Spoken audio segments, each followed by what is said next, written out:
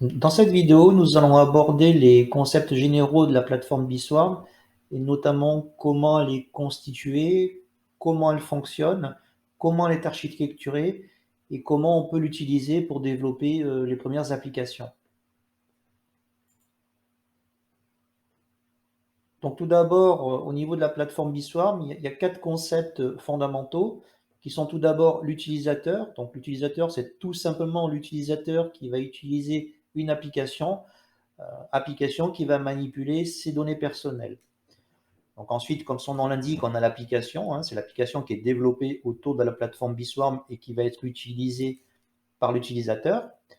Ensuite, on a ce que l'on appelle les services, on les détaillera un petit peu plus tard, mais les services, en fait, pour faire simple, ce sont l'ensemble des web API que l'application va utiliser pour accéder et manipuler les données personnelles de l'utilisateur. Et enfin, on a ce que nous avons appelé les SIN. Typiquement, les SIN, c'est une base de données et c'est l'endroit où sont stockées les données personnelles des utilisateurs.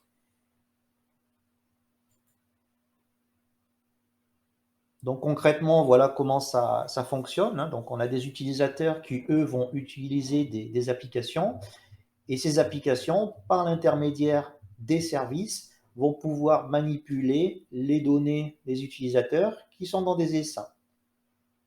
Donc on voit qu'il va y avoir plusieurs services qui vont être accessibles aux applications et qu'un service va pouvoir accéder à plusieurs essaims, mais on rentrera un petit peu plus tard dans cette organisation et voir pourquoi elle a été conçue comme ceci. Donc on va commencer par les essaims. Donc les essaims ne sont ni plus ni moins que des bases de données dans lesquelles sont stockées les données des utilisateurs. Donc ce qu'il faut bien comprendre, c'est qu'on peut avoir plusieurs essaims. Donc au niveau de Biswarm, on peut être amené à ouvrir de nouveaux essaims pour permettre à des nouveaux utilisateurs de venir créer leur compte dans ces essaims-là. Ce qu'il faut bien comprendre, c'est que une fois qu'un utilisateur a choisi un essaim, toutes ses données personnelles vont être stockées dans ce même essaim. On ne va pas avoir des données qui vont être disséminées dans des essaims différents. Donc ça, c'est très important. Et ce qui est important aussi, c'est que les essaims, donc, ce sont des bases de données, mais ces bases de données ne sont pas directement accessibles aux applications, puisqu'on l'a vu dans la slide précédente, les applications, elles, ne dialoguent qu'avec les services. Donc, ce qui nous amène à parler des services. Donc, les services, pour faire simple, et vu au niveau des applications, ce sont tout simplement toutes les web API que l'on a développées et qui vont permettre à l'application d'accéder aux données de l'utilisateur et donc, par essence, aux essaims dont on a parlé tout à l'heure. Donc, comme je l'ai dit précédemment, un essaim est toujours derrière un service afin que ces données puissent être accessibles. Et on l'a vu aussi précédemment, un service peut être responsable de la gestion de un ou de plusieurs essaims.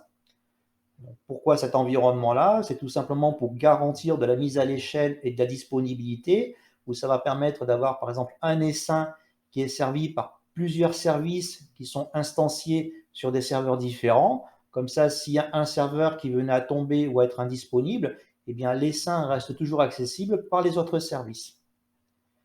Et de la même manière, ça va permettre d'avoir un essaim donc, qui est servi par plusieurs services différents pour faire de l'équilibrage de charge au niveau de la sollicitation de la base de données.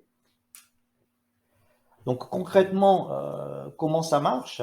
Donc on a vu qu'on pouvait avoir autant de services que nécessaire et autant d'essaims que nécessaire, sachant que des nouveaux essaims vont être créés et que les services peuvent être créés, démarrés, détruits, recréés à des endroits différents en fonction de l'équilibrage de charge. C'est une architecture qu'on voit souvent dans les microservices, avec du Kubernetes ou des choses comme ça, où on démarre des services en fonction des besoins ou de la charge. Donc, en fait, pour faire simple, les services ne sont jamais démarrés au même endroit et par essence, donc on ne sait pas trop où ils se trouvent. Donc, on a exactement, nous, le même principe. Et dans notre solution, ce que l'on a retenu, c'est que chaque fois qu'un service démarre, étant donné que dans la configuration du service, il sait quel essaim il va servir, ben en fait, chaque fois qu'un service démarre, il va s'enregistrer dans une registrie en disant, voilà, moi je suis tel service, on peut me joindre à partir de telle URL et je suis capable de servir les données des utilisateurs qui sont dans tel essaim, tel essaim, tel essaim. Et chaque fois qu'un service démarre, en fait, il va faire exactement la même chose. Donc, du coup, on va avoir une registrie centrale qui va être capable de savoir un essaim, par quel service il peut être accessible. Donc, c'est grâce à ce mécanisme qu'une application pourra retrouver le service qui est responsable de l'essaim sur lequel son utilisateur a créé son compte. Donc là, on voit par exemple, donc on a un exemple d'architecture. On voit que si une application, par exemple, veut accéder aux données d'un utilisateur qui est dans l'essaim 1, eh bien, une fois qu'elle aura interrogé la registrie, eh bien, la registrie lui dira, ben voilà, l'essaim 1 est accessible avec le service 1 ou avec le service 2, et elle pourra choisir soit le service 1, soit le service 2, ou alors si l'application est suffisamment évoluée, eh bien, étant donné que le même essaim est accessible par deux services différents, eh bien, elle pourra elle-même faire de l'équilibrage de charge ou de dispatch avec du round robin pour dispatcher ses requêtes un petit peu sur le service 1 et un petit peu sur le service 2.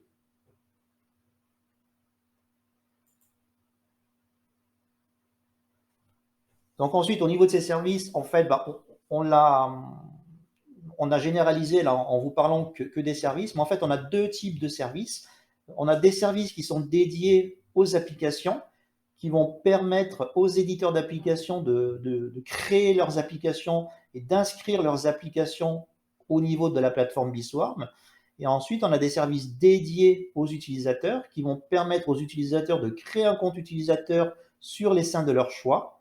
Et ensuite, l'application viendra manipuler les données personnelles sur cet essaim. Voilà. Il y a aussi donc ce qu'il faut savoir, c'est qu'aussi ces services ne sont pas, contrairement à ce que j'ai dit tout à l'heure, ne présentent pas que des web API, mais ces services-là aussi englobent certaines pages web qui vont permettre de créer un compte utilisateur, d'accéder à son compte utilisateur, enfin bref, de faire tout ce qui est basique au niveau d'un compte utilisateur, par exemple changer son mot de passe, changer ses caractéristiques, voir l'historique de ses connexions, voir les applications que l'on a utilisées récemment, etc., etc. Donc ça aussi, c'est également englobé dans la notion de service au niveau de Biswarm. Par contre, ce sont vraiment des pages spécifiques uniquement dédiées au compte utilisateur. Il n'y a pas d'application ou autre chose qui sont disponibles par l'intermédiaire des services.